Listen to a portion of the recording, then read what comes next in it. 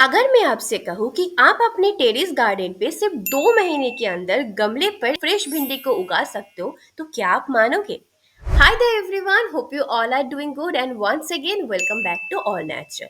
आज मैं आप सभी लोगों के साथ सीड से लेकर हार्वेस्टिंग तक की भिंडी को ग्रो करने की पूरा जर्नी शेयर करने वाली हूँ।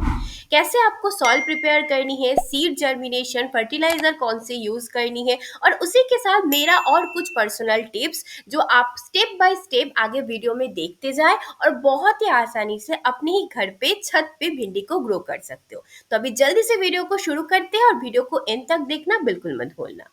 सबसे पहले ये जानना जरूरी है कि भिंडी को किस टाइम पे ग्रो करना चाहिए।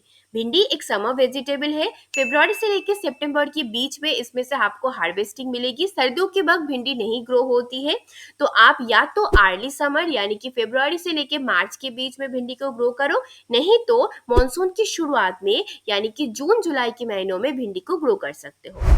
जर्नी की शुरुआत करते हैं एक छोटे से बीज से। पिछले सीजन 2 पके हुए भिंडी से इतनी सारे सीड्स मिले थे और इन्हीं सारे सीड को इस सीजन मार्च के महीनों में मिट्टी पर बोई थी और विद इन 1 वीक ऑलमोस्ट सारे सीड जर्मिनेट भी हो गए। जब 2 हफ्ते बाद ऑलमोस्ट जब सारे सीडलिंग्स में ऐसे ट्रू लीव्स आने लगे, तब इनको मैं इस 5 इंच के छोटे से गमले से लेके बड़े बड़े गमले पर ट्रांसपोर्ट कर दिए थे। अब यहाँ पे कंटेनर की बात करूं तो 12 से 15 इंच का कोई भी कंटेनर या फिर ग्रो बैग सबसे बेस्ट है, या फिर मिनिमम आपको 8 इंच का गमला तो चाहिए ही चाहिए।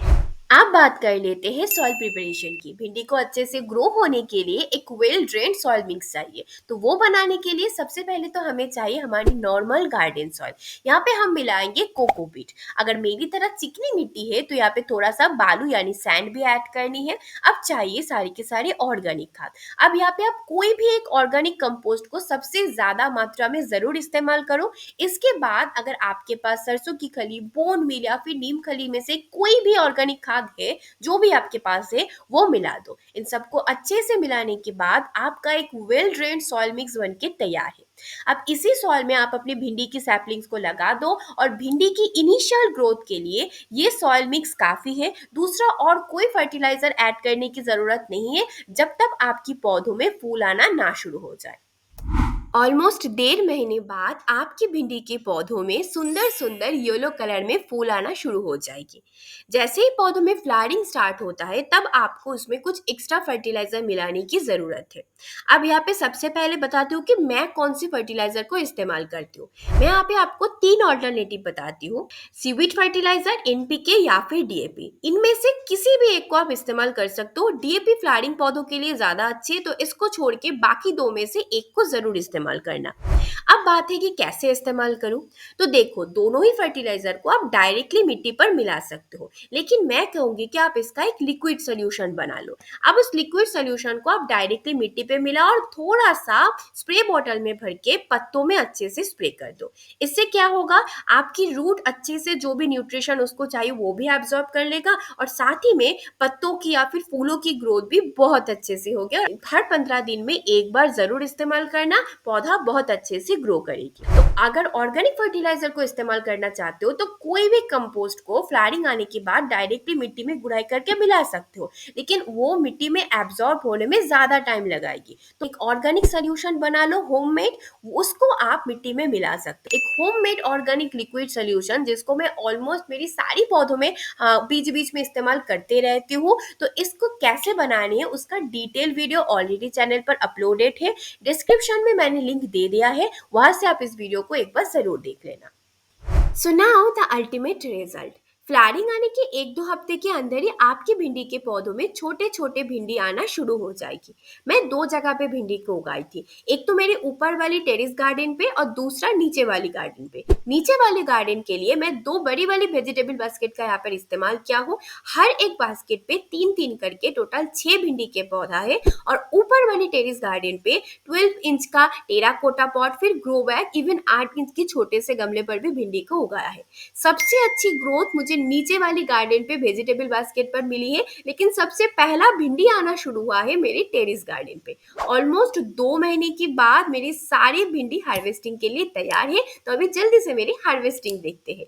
तो भिंडी आपको जल्दी तोड़ना होगा। जब 4 से 5 इंच तक लंबा हो जाए तभी भिंडी को हार्वेस्ट कर लो, तभी ये सबसे ज़्यादा टेस्टी रहती है। उसके बाद ज़्यादा दिन रखोगे तो अंदर सीड्स हो जाएगा और फिर इतना सख्त हो जाएगा कि वो खाने लायक नहीं बचेगी।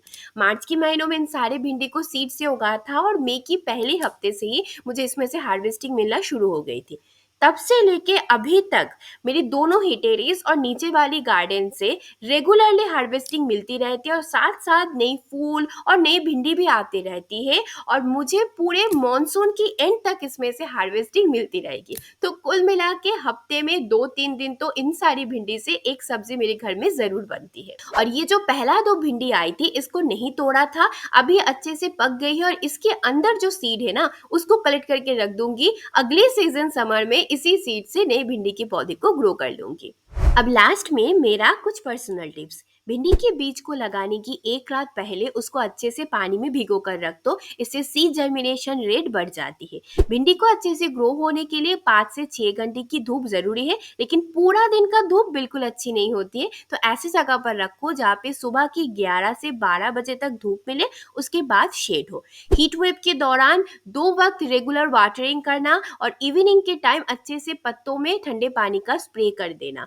और मॉनसून के टाइम ज़्यादा हेवी रेन की वजह से कभी-कभी पत्ते पीले पड़ जाते हैं, तो इसीलिए वेल ड्रेनेज सॉइल होना बहुत ज़रूरी है। भिंडी में एक पेस्ट बहुत ज़्यादा लगती है और वो है मिलीबग। इसको कंट्रोल करने के लिए कोई भी बायो पेस्टिसाइड नहीं तो नीम ऑयल का इस्तेमाल करो। तो यही थे सीड से भिंडी तक का फुल गाइड। आप भी ट्राई करो और अपना एक्सपीरियंस कमेंट में ज़रूर शेयर करना। वीडियो पसंद आए तो लाइक, शेयर और चैनल को सब्सक्राइब करना बिल्कुल मत भूलें। और ऐसे और इंटरेस्टिंग टॉपिक के साथ जल्दी मिलते हैं अगले वीडियो पर। तब तक के लिए हैप्पी गार्डनिंग।